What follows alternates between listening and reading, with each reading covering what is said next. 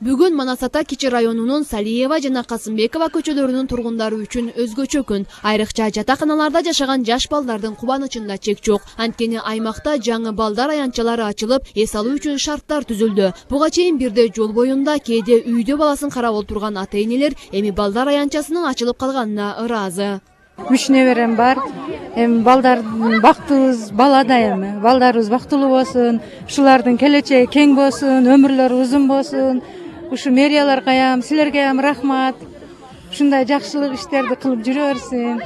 Балдар аянтчаларын курууга Бириккен Улуттар уюмунун эл аралык толеранттуулук үчүн фонду 638 000 сом каражат бөлсө, 311 000 сом жергиликтүү казнадан чегерилген. Эл аралык уюм менен бирге демилген ишке ашырып жаткан шаар бийлигине бул аймактагы элдин кайрылуусу себеп болгон. Кароосуз калган жерди оңдоп түзөп, керектүү жерлерин сырдоодо жергиликтүү жааматтын колунан жасалган. Именно баягы жатаканалар, ички мигранттар, социалдык жактан аз камсыз болгон үй бүлөлөрдүн балдарына жакшынакай шарт түзүлүш үчүн ушундай детский аянтчаларды курдук да, балдар аянтчаларын. Албетте жамаат биринчи бизге өздөрүнүн проблемасын айтып кайрылган. Ачылуу аземине келген шаар мэри Айтмамат Кадырбаев жергиликтүүлөрдү жаңы аянтчалуу болгону менен куттуктады. Активисттер менен кызыл лентасын кескен конуктор бул жердеги жаш бөбөктөр менен көңүл ачууга да жетишишти. Жылдын аягына чейин мен жогоруда айтып кеттим. Ушундай балдар аянтчасынын 20-ны биз ушул шаардыктарга тартуулайбыз. Белгилеп кетчү нерсе ушул 8 балдар балабакча балдар аянтчасыны мамлекет башчыбыз өзү ушул жардам берип шаардыктарга деп өзүнүн жеке фондунан акча каражатын бөлүп берди. Жалпы сумма ушул балдар үчүн, быйылкы балдар аянтчасы үчүн где-то бир 10 миллиондун тегерегинде болот. Ушундай эле балдар аянтчалары Жибек жолу жана Достук аймактык кеңештеринде ачылып, расмий түрдө пайдаланууга берилди. Буга чейин аристелер үчүн аянтча керек деп какшап жүргөн жарандар эми мынтип максаттарына жетишти. Заманба бүлгүдөгү жасалган аянтчалар бул жерде ойногон бөбөктөрдү да кайдыгер калтырган жок. Башка адамдарга барып ойнойт. Хорошо, что площадка курулуп калды. Досторум менен ушул жерде ойнойбуз. Бул жер жогунда биз башка дордорго барып ойночу элек, бул жакта качеля, сейгала, анан турниктер бар экен. Эгемендүүлүк майрамын Отурлай Ош облустук китепканасынын жанындагы сейил багыда толук түрдө оңдоп түзөөдөн өтүп, пайдаланыла баштады. Эми мында күнү түнү эс алгандардын саны үзүлбөйт. Мурун бул жерге эч ким кире албайт болчу, даже караңгыда жүрө да албайт болчу. Азыр эми Кудайга шүгүр, баары жокту гүлдөтүп, баары жокту ачып, караңгы жерлерде гүлгө толтуруп, мындай кылып, арчаларга толтуруп, элдин маанайы аябай жакшы болуп атат. Кечиндеси дегендесен саат 10дон кийин эле ушу адамдар келе башташып атат. Ушу жерде мурун бул жер эмне болгон эле, мурун жок эле го деген сөздөр болуп атат да. Ош шаары үчүн көрк алып келген жаңы сейил багын жаратуу үчүн тиешелүү кызматкерлер 3 айдын тегерегинде эмгектенишкен. Брусчаткаларды басып, отургучтарды орнотуу иши эл аралык фонд тарабынан жүргүзүлсө, шаардык жашылдандыруу комбинаты газон сээп, гүл эгип, карагай көчөттөрүн отургузушкан.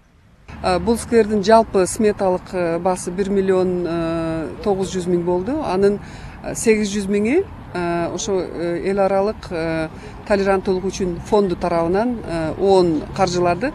Калган акчаны мэрия бөлдү. Бул ошто көрктөндүрүү жашылдандыруу чарба ишканасы жана бир 200 000-дей ошо жарыктандырууга шаар свет муниципалдык ишканасы тарабынан жумуштар аткарылды. Ош шаары мына ушинтип дагы бир жаңы сейил багы менен толукталды. Демилгечилердин болсо алдыда дагы максаттары көп. Эскилерин оңдоп, какшыган жерлерди көрктөндүрүү менен алек. Көптөн бери көңүл сыртында калган скверди оңдоп түзөө иштери ортолоп калганда эле бул жайга келип эс алгандардын саны көбөйгөн. Ал эми расмий түрдө бул жердин ачылышы шаар тургундары үчүн жагымдуу жаңылык бойдон кала берди. Бирок азырынча бул эс алуу багынын эч кандай аталышы жок.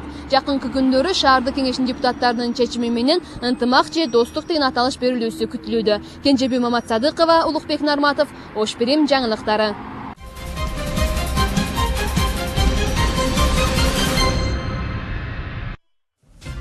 Ош шаарынын Жолдошбек Райымбеков көчөсү жашылдандырылат. Учурда аталган жолдун боюнда көрктөндүрүү иштери жүргүзүлүүдө. Жашылдандыруу чарба комбинатынын кызматкерлери маалымдагандай, жумуш өлкөнүн эгемендүүлүк күнүнө карата бүткөрүлөт. Кароосуз калып кеткен жолдун боюна быйыл газон чөптөрү эгилсе, кийинки жылы түрдүү гүлдөр менен кооздолот. Бул өзү баш аягы 450 метр. бетондорду куюп чекесине бордюрларды ичине топурактарды салып азыр газон эгүү иштери болуп атат. Газон эгүү бүтсөк, анан кийин бүткөндөн кийин Кудай буйрса дагы гүлдөрдү эгебиз чекелерине. Андан кийинки жылы, эмдиги жылы жазда бул жерлерге дарактарды эгүү иштери болот.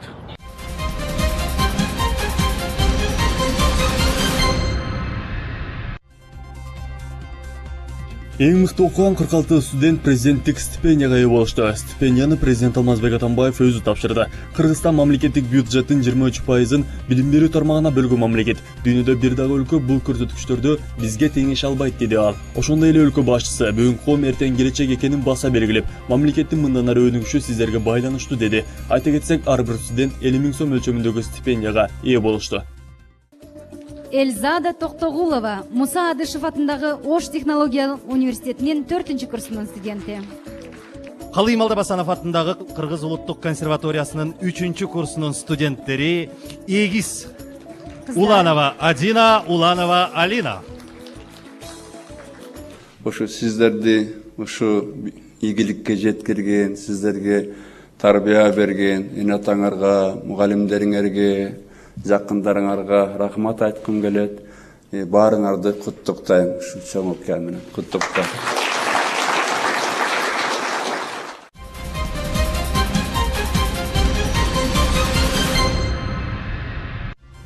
Парламенттик шайлоого даярдык үчүн бүгүнкү күнгө карата каражатын эң көп короткондор тизмеси аныкталды. Борбордук шайлоо комиссиясы тараткан маалыматка караганда, Өнүгүү Прогресс партиясы 5 августтан бери 51 миллион сом каражатын кетирди. Экинчи орунда Ата Мекен партиясы турат. Ал 3 августтан бери дээрлик 37 миллион сом коротту. Ал эми 3 орундагы Бир Бол партиясы 21 миллион сомун жумшады. Мыйзамга ылайык парламенттик шайлоого катыша турган партиялар атайын фонд ачып, андагы акчасын даярдык, уюштуруу иштерине жумшашы керек. Фонддогу каражаттын жалпы суммасы 500 миллион сомдон ашпоосу шарт. Мунун ичине 5 миллион сомдук пүрөө да кирет.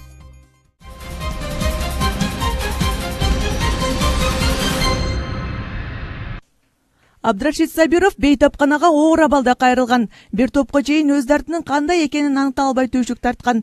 Бел бут оорусу күч алып, бардык муундарына өтө баштаганда Ош облустар аралык ооруканасына келген. 2 күндөн кийин чыкты эле, бүрсүлөз бар экен деди. Bel көбүрөөк bel ооруду да. Мен келдим, 19-да келдим, азыр жакшы.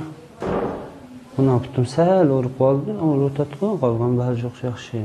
Дарыгерлер бейтапка бүрсүлөз оорусу кой, мал этин жакшы бышырбай, колдонгон учурда жугушу мүмкүн деген тыянак чыгарып беришкен. Анткени Абдрашид мал багып же аны союуга катышкан эмес. Бруцеллез тез жугуучу бактерия болуп саналгандыктан жакшы бышылбаган эттен, сүттөн жана кой малдын канында болушу мүмкүн. Бактериялар адам организмине түшкөн соң түрдүү илдеттерди козгойт. Бизге келгенде ушул жамбаш муундары жана тизе муундары жакшы кыймылга келбей, каттуу оорусунуп, дене табы көтөрүлүп, оор абалда келген. Узак мөөнөт ооругандыгына байланыштуу билген эмес өзүнүн ушундай дартка чалдыкканын. Жылына бул дартка чалдыгып, ушул эле бейтапканага жүздөгөн жарандар келип дарыланышат. Өзгөчө күз мезгилинде бруцеллез менен ооругандар күч алат. Алар түрдүү жаштагы, ар кайсы аймакта жашагандар болушу ыктымал. Бейтаптардын абалы жакшырганга чейин ооруканада дарыланса, толук айыгып кеткенче өз аймагындагы медициналык кызматкерлердин көзөмөлүндө болот. Анын үстүнө ар бир бейтаптын оорусу дагы түрдүүчө кезигет. Бруцеллез оорусу ар түрдүү формалары менен келет. Эми бруцеллез оорусу көбүнчө температура, дене табы көтөрүлөт, температурасы азноп жана чыйрыгат. Анан көбүнчө ушул чоң муундар ооруйт, жылып ооруп, ушундай абалдан келет. Ал ар дайым эле каттуу ооруп турбагандыгына байланыштуу, оору акырындык менен башталганына байланыштуу кичине өткөрүп анан келишет бардыгы. Бруцеллез өнөкөт илдеттердин бири. Оору аз дегенде 4-5 айга чейин созулса, узагы 3 жылга жетет. Эгерде кош бойлуу аял жабыр тартса, анын баласына дагы дарт чугуусу толук мүмкүн.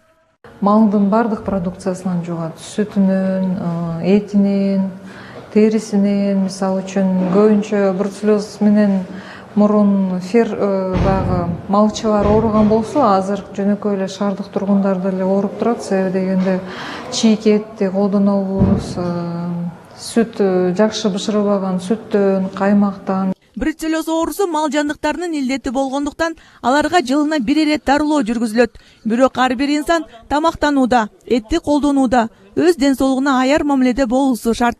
Гүлмайрам Рахманбетова, Бектел Акылбек уулу, Ош Пирим жаңылыктары.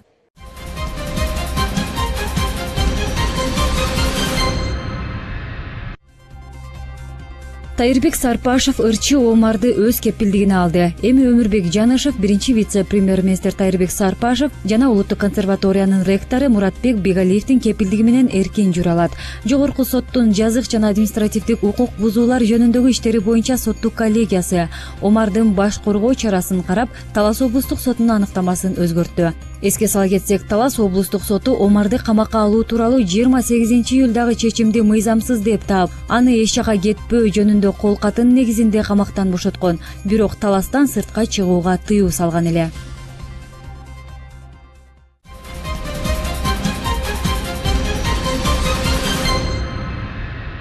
Бул кыдырата тизилген гараждар көпчүлүк адамдар үчүн унаа токтотуучу жай же кампанын гана ролун аткарары белгилүү. А бирок Ормонбек Аксакал үчүн бул кичине жайдын мааниси аябай гана жогору. Анткени ал ушул жерде 8 жылдан бери жашоосун өткөрүп келет. Электр зымдары да тартылбагандыктан кыштын ызгар соогун, ал эми жай мезгилинин мейи кайнатарлык ысыгына айласыздан чыдап, үлбөстүн турмушун өткөрүп келүүдө. Семьям бар эле, энди семьядан ажырашканмын. Жок болуп 1980 жылы ажырашып кеткенмин. Бала чакаңыз бар? Бала чака эми бир эле уулум бар. Бир уулум 77-жылкы уулум машинанын тайына калып кеткен. 74-жылкы уулум бар. Жобу окшо эмес азырынча. Мага жардам бере турган эч ким жок.